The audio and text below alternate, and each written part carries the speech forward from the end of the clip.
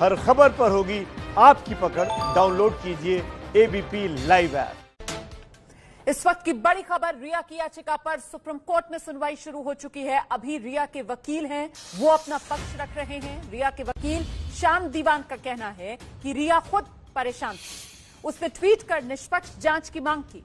लोगों ने उसे काफी कुछ कहा, धमकियां तक दी। कल ही आपको बता दें, एफिडेविट रिया की तरफ से सुप्रीम कोर्ट में दाखिल किया गया था, ये कहते हुए कि इस मामले में मीडिया ट्रायल चल रहा है, उसे रोका जाए। और उसी का जिक्र कहीं ना कहीं वकील की तरफ से भी किया जा रहा है। अपडेट के लिए सीधे आपको लेकर चलते हैं। अंकित गुप्ता हमारे साथ मौजूद हैं। अंकित, रिया के वकील श्याम दीवान, क्या अब तक बड़ी बातें उनकी तरफ से कही गई हैं अदालत में? रोमाना, जो पिछले 15 मिनट में सुनवाई हुई है, अगर हम उसको दो बड़ी बातों की बात करते हैं तो पहला जो है, सबसे पहले बड़ी बात यही है कि पटना पुलिस ने जो मामला दर्ज किया है उसके ऊपर सवाल उठाए हैं। जब ये कहा है कि जब घटना मुंबई में घटी है तो आखिर पटना पुलिस मामला दर्ज कैसे कर सकती है। लेकिन दूसरी बड़ी बात जिसका भी आप जिक्र कर रहे थे कि अब रिया के हवाले से ये कहा जा रहा है कि रिया ने तो खुद सीबीआई जांच की मांग की थी और एक तरीके से जो गृह मंत्री को ट्वीट किया गया था उसके जो परिप्रेक्ष्य में ये कहा गया है कि खुद जो है रिया चाहती थी कि मामले में सीबीआई जांच हो, क्योंकि उनको लगातार धमकियां मिल रही थी। और अब हमको समझना होगा कि ये जो है जो बात कही गई है इसका कल के हलफनामे से कैसे जुड़ाव है, क्योंकि इससे पहले जो है जो ये सुप्रीम कोर्ट आई थी रिया, तो वो पटना पुलिस ने जो मामला दर्ज किया था और उसके बाद जो सीबीआई के पास केस जा रहा था उसको चैलेंज करते हुए आई थी। लेकिन कल जो हलफनामा आया है उसमें उन्होंने कहा है कि सीबीआई जांच से आपत्ति नहीं है, सुप्रीम कोर्ट चाहे तो सीबीआई को भेज सकती है, लेकिन मामला यानी कि जो कंसर्न कोर्ट है वो महाराष्ट्र कोर्ट में जाना चाहिए, ना कि पटना कोर्ट में। क्योंकि अगर पटना पुलिस का मामला सीबीआई के पास ट्रांसफर होता है तो फिर केस में अगर चार्जशीट बनती है, अगर सीबीआई को लगता है कि चार्जशीट दायर करनी है या मामला आगे बढ़ाना है तो वो पटना की कोर्ट में जाएगी। लेकिन रिया ये नहीं चाहती हैं, वो ये चाहती हैं कि मामला महाराष्ट्र की कोर्ट में जाए और इस वजह से अब ये दलीलें आगे बढ़ रही हैं। एक अपडेट आया है, अपडेट ये है कि लगातार जो है यही बताने की कोशिश की जा रही है कि रिया खुद इस मामले में चाहती थी कि निष्पक्ष जांच हो और निष्पक्ष जांच को लेकर के हमको कोई ऐतराज नहीं है, बशर्ते मामला सुप्रीम कोर्ट तय करे कि कौन सी एजेंसी जांच करेगी, क्योंकि पटना पुलिस के पास तो जांच का अधिकार ही नहीं है।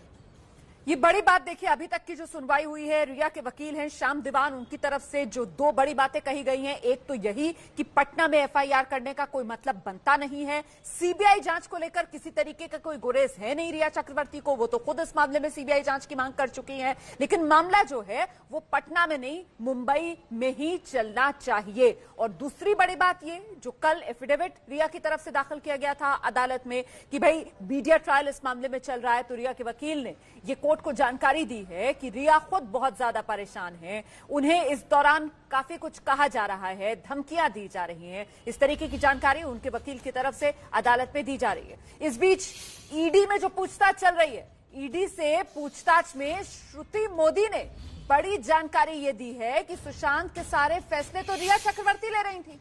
ये बड़ी जानकारी जो सामने निकल कर आ रही है। श्रुति मोदी जो रिया चक्रवर्ती की मैनेजर, ये श्रुति मोदी सुशांत की पहले मैनेजर रह चुकी हैं और अब इन्होंने ईडी को बताया है कि सुशांत के सारे फैसले रिया चक्रवर्ती ले रही थी। अपडेट के लिए मृत्युंजय हमारे साथ मौजूद है। मृत्युंजय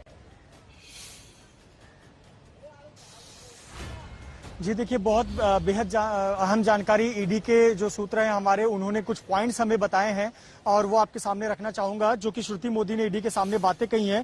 पहली बात कही है कि किसी भी प्रकार का सुशांत सिंह राजपूत के कामकाज में जो वित्तीय लेन देन है उसमें कोई भी इलीगल काम नहीं हुआ है, अवैध तरीके से कोई लेन देन या कोई बैंक से पैसा नहीं लिया गया है। दूसरा, उन्होंने कहा कि जब से रिया सुशांत की जिंदगी में आई है, जितने वित्तीय फैसले थे वो रिया चक्रवर्ती ले रही थी, ना कि श्रुति मोदी ले रही थी। ऐसी सफाई श्रुति मोदी ने अपनी तरफ से ईडी के सामने रखी है। ये भी कहा है कि जब से रिया चक्रवर्ती आई हैं वो बैंकों का कामकाज ये इत्यादि देख रही थी, उनके प्रोजेक्ट्स के जरूर वो संभालती थी, लेकिन फरवरी 2020 तक वो कुछ प्रोजेक्ट संभालती थी। फरवरी 2020 के बाद से सुशांत सिंह राजपूत से बातचीत, मिलना या कामकाज के बारे में बात होना बिल्कुल भी नाम मात्र का हो गया था।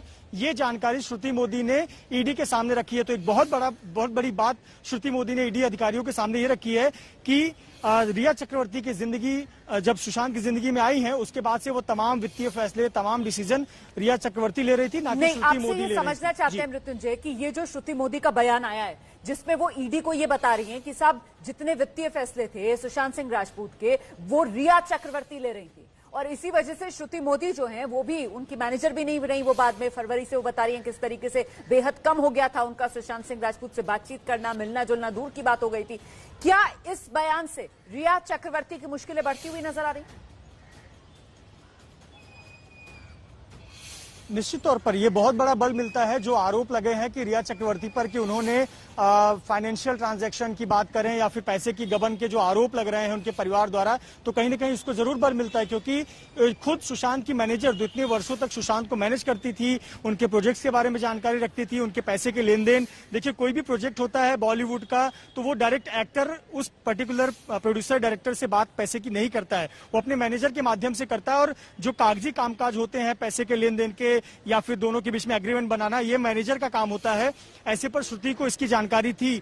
श्रुति अगर मैनेजर होकर ये बयान दे रही हैं कि रिया के आने के बाद जब से वो लाइफ में आई सुशांत की, मेरी भूमिका बहुत कम हो गई थी, वित्तीय लेन देन के बारे में मेरी भूमिका बहुत ज्यादा नहीं थी, रिया चक्रवर्ती ही फैसले लेती थी कि पैसे कहाँ खर्च होंगे, क्या खर्च होंगे।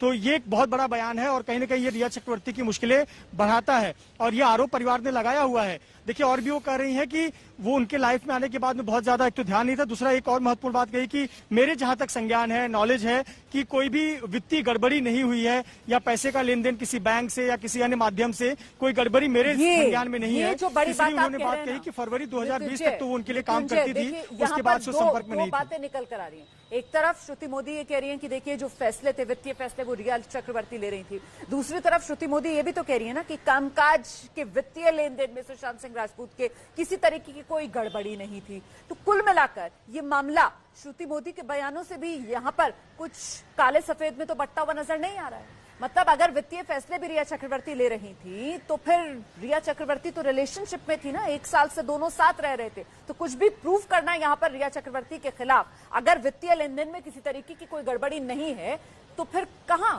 आसान रहता है? रोमाना, लेकिन यहाँ पर श्रुति मोदी कुछ संकेत दे रही हैं। हाँ। वो संकेत दे रही हैं कि जब तक वो मैनेजर थी तब तक कोई वित्तीय गड़बड़ी नहीं हुई, जब से रिया जिंदगी में आई फैसले वो ले रही थी उसके बारे में उन्हें जानकारी नहीं है। अच्छा। तो देखिए संकेत कहाँ है। उनका कहना है कि जब तक मैं मैनेजर के तौर पर कामकाज संभालती थी वहां मैंने कोई गड़बड़ी नहीं की है, ना मैंने कोई गड़बड़ी देखी है।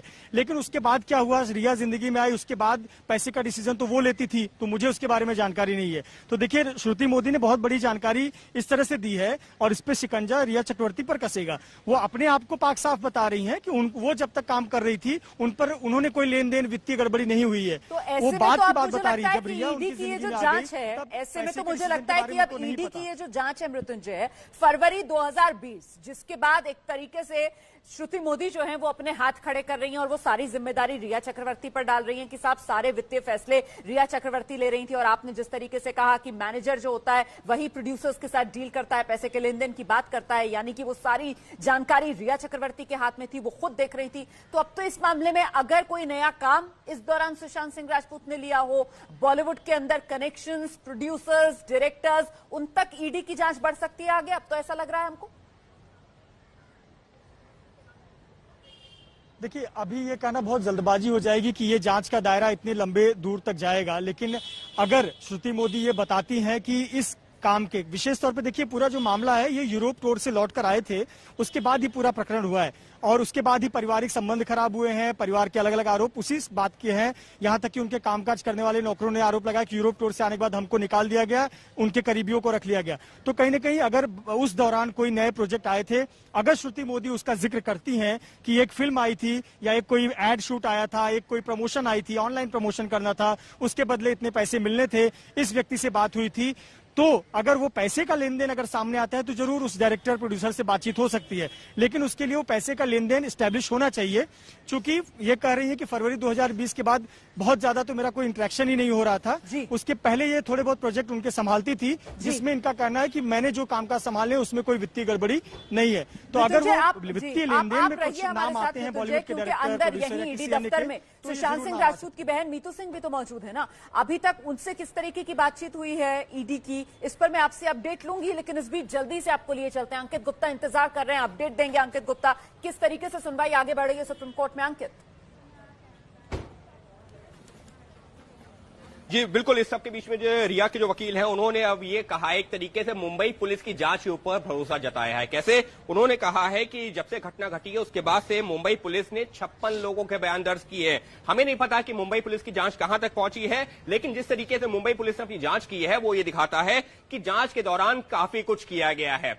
ये वो बात है जिसको लेकर के पूरा मामला फंसा हुआ है, क्योंकि जो सुशांत का परिवार है यानी कि के सिंह है, उनके पिता और उनकी बहनें, वो मुंबई पुलिस की जांच के ऊपर सवाल खड़े कर रही हैं कि आखिर मुंबई पुलिस 56 लोगों के बयान जो दर्ज कर लिए हैं उससे हासिल क्या करना चाहती है। वहीं दूसरी तरफ जो रिया है, उनके वकील हैं, वो ये कह रहे हैं कि 56 लोगों से पूछताछ की है तो निश्चित तौर पर कुछ ना कुछ जांच सही दिशा में आगे बढ़ रही है, तभी इतने सारे लोगों से पूछताछ की है। तो फिलहाल सुप्रीम कोर्ट में इस लाइन पर दलील दी जा रही है। लेकिन रोमाना, अभी ये जो आप मृत्युंजय से जो डिस्कशन कर रहे थे उसमें एक पॉइंट हमको और देखना होगा कि श्रुति मोदी को जो के सिंह सुशांत के पिता हैं, उन्होंने नवंबर में एक मैसेज भी भेजा था कि मुझे मुंबई का टिकट भेज दो, लेकिन उनका रिप्लाई नहीं आया था। तो कहीं ना कहीं श्रुति मोदी के उस बयान से जो उन्होंने ईडी के सामने दिया है, जो मृत्युंजय को सूत्रों ने बताया, उससे यह भी साबित होता है कि रिया का किस कदर हस्तक्षेप था कि अगर वो जो बुलाना भी, वो आना भी चाह रहे थे, पिता एक अपने बेटे के पास आना चाह रहा था, वो भी जो है नहीं आ पाए क्योंकि उनके पास टिकट नहीं भेजा गया।